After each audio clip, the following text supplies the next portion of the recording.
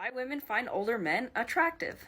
In a lot of relationships where there's an age gap, a lot of people assume that the man is getting benefit from the woman being younger and her attractiveness, and then people assume that the younger person is only there for the money. But that couldn't be further from the truth. There's just something incredibly sexy about an older man talking about his 5-year game plan, instead of what bar he's going to be hitting up next. He might be more ready to settle down. They say women mature faster, so maybe the timeline with someone older just makes more sense.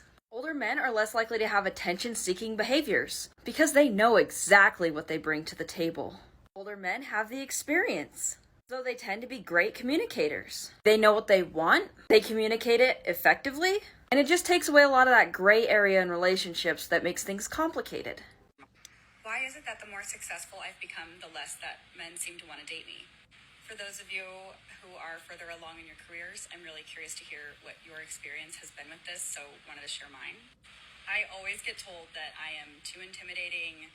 Just because I am a strong, independent woman doesn't mean that I want to be that in every single category of my life. So I used to have this exact same mentality. Are you intimidating? The majority of men are not intimidated by women's success. And what does strong, independent woman even mean? Like, literally every woman describes herself that way. There's no qualifications, there's no, overall standard for that. It's so vague, and a lot of women use that to describe themselves when they're doing bare minimum adult things that you should be doing already. And what I've noticed with a lot of us ladies who are doing well and we're successful is we usually don't have enough time for our relationships. Those become lower priority, or our dates are structured more like job interviews. And to be blunt, that's not fun for a man to go on. In your family, stopped cooking, stopped preparing, stopped cleanup? I think a lot of us know the answer to that, and it would not get done.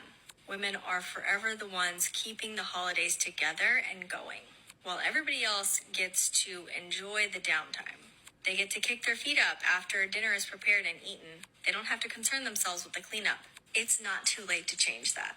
You can go to your families and demand equal participation in the creation of the holidays from all family members. That is the prep work, that is the coordination, that is the cleanup.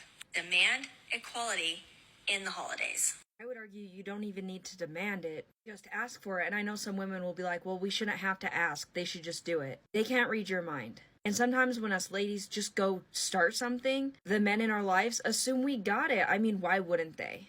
Men are more than happy to participate. And obviously with the kids, you would need to give them some direction. Or if you are on your own and you've asked for help and you can't get the help, don't bite off more than you can chew. Reduce the amount that you cook. Or just don't do it. But be open and honest about why you're not doing it.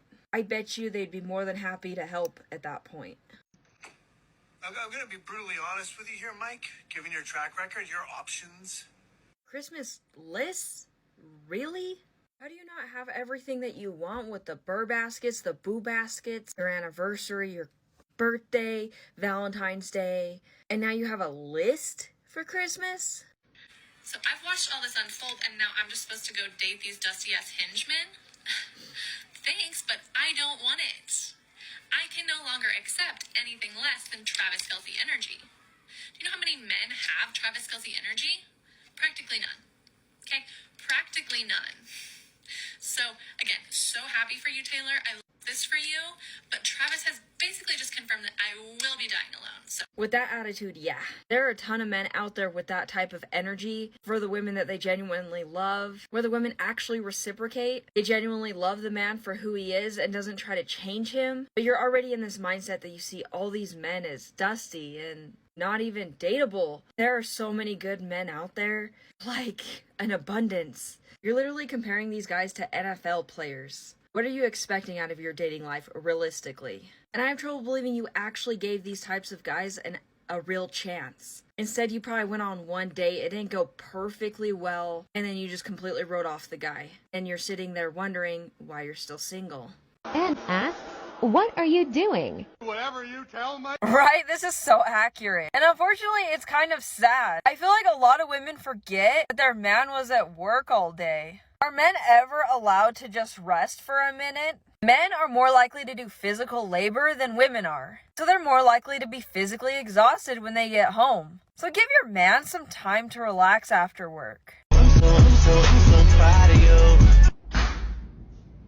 you. This is why so many men get tired and stop trying as hard in their relationships. They go out of their way, try to do something to make your life easier, to make you happy. You only notice what's missing, instead of appreciating his efforts. Why would he want to do more for you? You're not even grateful for what he did.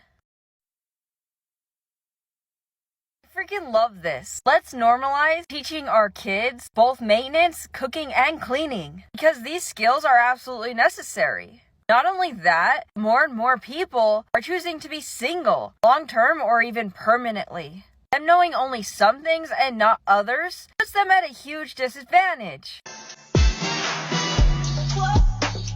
This is true for a lot of women. They complain that they don't find a man that fits their criteria, but they're always picking the wrong man for them, and then they try to fix him. You should be with someone that you genuinely care about and want to be with, not a project. The right man for you won't need fixing, because you'll love him as is. And of course, minor adjustments will have to happen for the relationship to work occasionally. But for the most part, it should be relatively easy.